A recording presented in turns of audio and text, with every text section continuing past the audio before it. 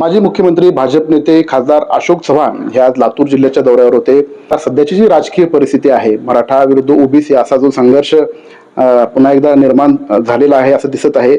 यावर त्यांच्याशी चर्चा करूयात. आणि ते मराठा आरक्षण समितीचे अध्यक्षही होते, त्यांच्या काळात सुद्धा हा प्रश्न तेवढाच तीव्र होता. साहेब कसं बघता, म्हणजे हैदराबाद गॅझेट आता लागू झाल्यानंतर या गॅझेटची कितपत म्हणजे न्यायालयामध्ये हे गॅझेट कितपत टिकेल, ह्या सगळ्या ज्या चर्चा आहे, तुम्ही याला कसं बघता? मला वाटतं की पहिल्यांदा मला हे स्पष्ट केलं पाहिजे की कुठेही सामाजिक संघर्ष नाहीये. हा राजकीय विषय काही लोकांनी करून हे सरकारला बदनाम करण्याकरता प्रयत्न काही लोकांचा सुरू आहे.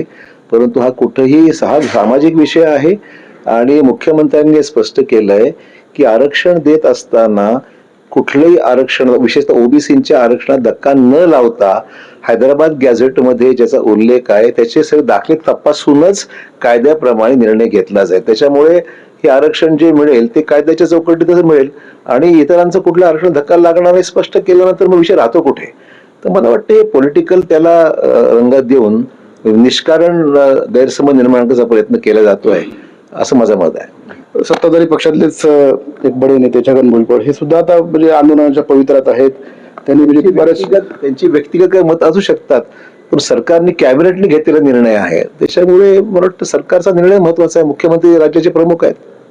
बरं, न्यायालयाच्या गॅझेटचा कायदेशीर म्हणजे आधार आहे का, ह्याला टिकेल का, न्यायालय त्याला चॅलेंज केलं? आपण निर्णय घेत, प्रत्येक निर्णय टिकेल की न टिकेल, आता पण टिकलाच ना. आता परवा जो निर्णय घेतला आरक्षणाचा याच्या अगोदर, त्याच्यामध्ये कुठेही अजूनही न्यायालयाचा काय आक्षेप नाही त्याला कुठलाही स्थगिती नाही त्याला. आपण मराठा आरक्षण समितीचे अध्यक्ष होतात, आपण म्हणजे काय याच्यामध्ये अंतर वाटतं तुम्हाला आताच्या या परिस्थितीमधून? त्यावेळेस एक स्टेप पुढे गेलेलो आहोत आपण, कारण त्यावेळेस हैदराबाद गॅझेटचा विषय नव्हताच. हा नंतर कोर्टाच्या निर्णय आला, कोर्टाने स्ट्राईक डाऊन केलं, 50% आरक्षणाच्या वर चाललं, हा निर्णय घेऊन कोर्टाने स्ट्राईक डाऊन केलं. त्यानंतर हा विषय नव्याने सुरू झाला की बघ गॅझेटमध्ये जे उल्लेख आहे तो उल्लेख लक्षात घेऊन कारवाई करावी असं. मग त्याच्यावर मग संशोधन झालं, शिंदे समिती स्थापन झाली, समितीने भेटी दिल्या, चौकशी केल्या, त्यानंतर हा विषय पुढे आला. पण काही ओबीसी नेते असं म्हणतात की या गॅझेटमुळे सगळे सोयऱ्यांचा जो प्रलंबित विषय आहे तो याच्यामुळे पूर्णत्वास गेलेला आहे.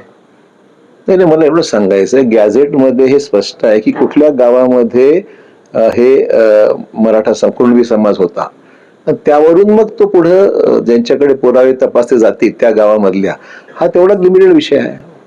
पण मराठा विरुद्ध ओबीसी असा संघर्ष निर्माण होईल म्हणून काय करावं असं वाटतं सरकार? होऊ नये. सामाजिक महाराष्ट्रामध्ये एकंदरीत सामाजिक सलोखा राहायला पाहिजे. विनाकारण नको ते गैरसमज निर्माण करून राजकीय पोळ्या भाजण्याचा कार्यक्रम काही लोकांनी हाती घेतलेला आहे.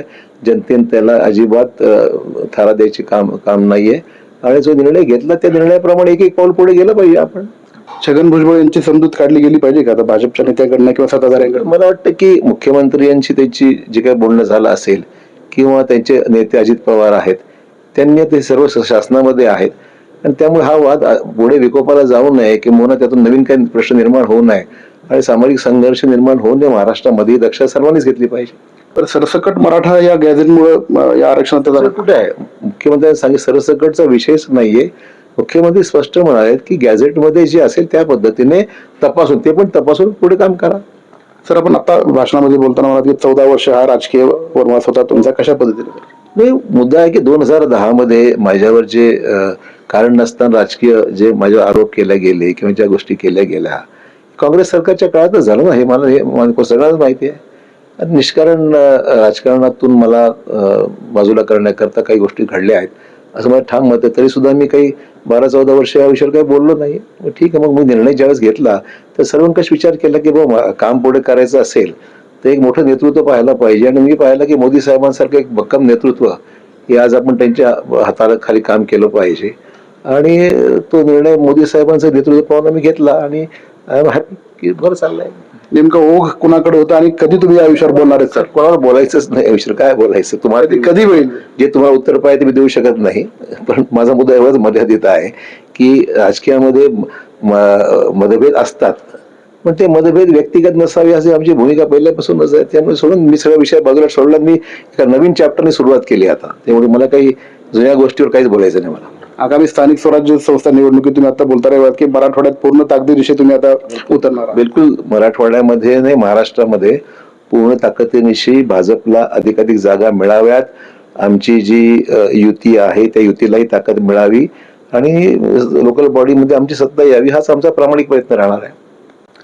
तर हे होते भाजप नेते माजी मुख्यमंत्री अशोक चव्हाण, ज्यांनी सांगितले की मराठा विरुद्ध ओबीसी असा संघर्ष आता निर्माण होण्याची शक्यता नाहीये आणि तो होऊ नये याच्यासाठी प्रयत्न केले गेले पाहिजेत. आणि जे हैदराबाद गॅझेट लागू करण्यात आलेलं आहे त्या गॅझेटमध्ये सरसकट मराठ्यांना आरक्षण मिळणार नाही असंही त्यांनी बोलताना स्पष्ट केलेलं आहे.